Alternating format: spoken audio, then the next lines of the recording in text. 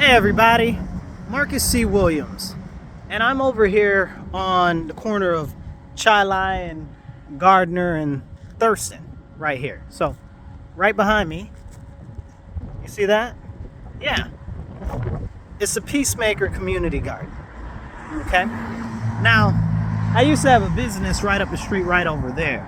I was on this street for years, you know? And I grew up not too far from here, so I'd be down here. Matter of fact, before this was a Peace Garden, it used to be a store. And I used to go there all the time when I was really little. But right behind me, not too far down from where I am now, last night there was an unfortunate shooting. Now, I don't know if you call it unfortunate, it depends on your interpretation. But I'd say it's unfortunate for the community, right? Because the neighborhood has always been plagued with crime since I've been little and growing up, and not much has been done about it. We continue to see crime in the area and crime in the neighborhood, but where are our elected officials? I don't know. What's being done? Absolutely nothing. It's concerning to me as a constituent who lives here in the community, loves the community, and wants to see it thrive, that nothing is being done. Nothing seems different. If anything, it seems worse than when I was little.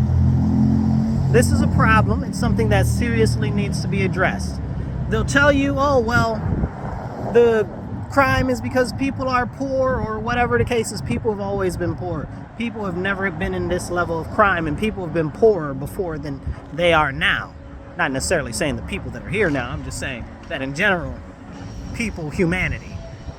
Now, behind me right now on this side of the street over there used to be a bank. Used to be two different banks. Matter of fact, might have been even three. But they all closed because they were consistently being robbed. We are now living in a community and a city that is under siege due to the threat of criminal terrorism. That's what we're living with on a daily basis right now. It's bad. It's not good for businesses. If you look across the street on the other side, it's hard for them to keep businesses and get new businesses. This has been a problem for years, and it's still not being addressed. So what's being done about this? Why is nothing being done about this? Where are our elected officials, right? We have issues with crime like bail reform, where criminals can get out of jail. They can do pretty much anything and get right back out within a couple of hours. So when others in the community see stuff like that happen, they figure, hey, well, I can do crime too because there are no punishments. And that's the wrong message to send to a community that is in desperate need of relief from the threat of criminal terrorism. Because it's gone beyond just crime at this point. It's a terrorist threat that we live under siege every single day, and it's not acceptable.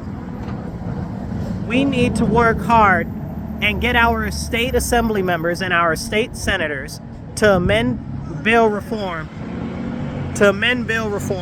and to amend less is more and raise the age.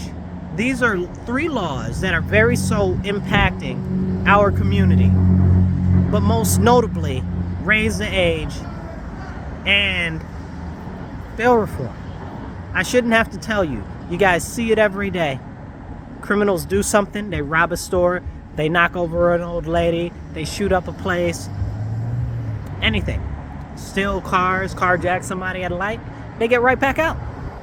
Right back out to do more crime. Right back out into our communities, right?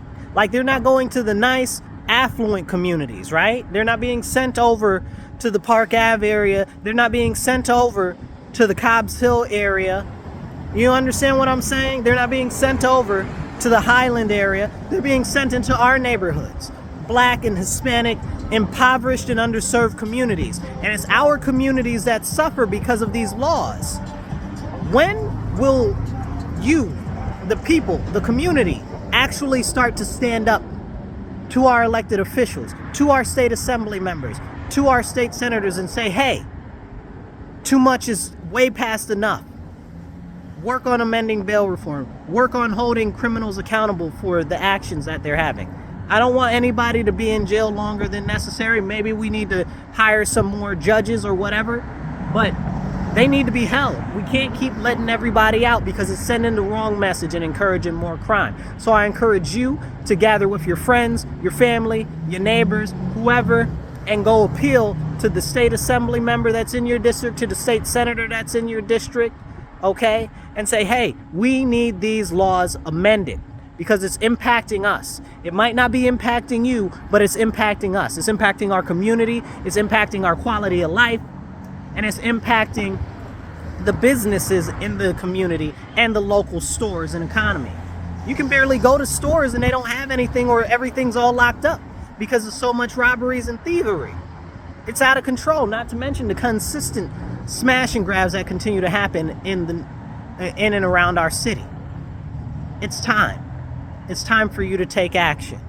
I encourage you. You have your marching orders. You have your action plan. Go address them. Don't stop. Send them emails, call them, and keep going to their office. Don't just visit one time. Keep going and bring people with you continuously until we can get action to reform and amend bail reform, as well as raise the age. I'll catch you later. Hold these people accountable that are our elected officials on the state level. They got offices right here in the city. You guys be blessed, be well. I'm out.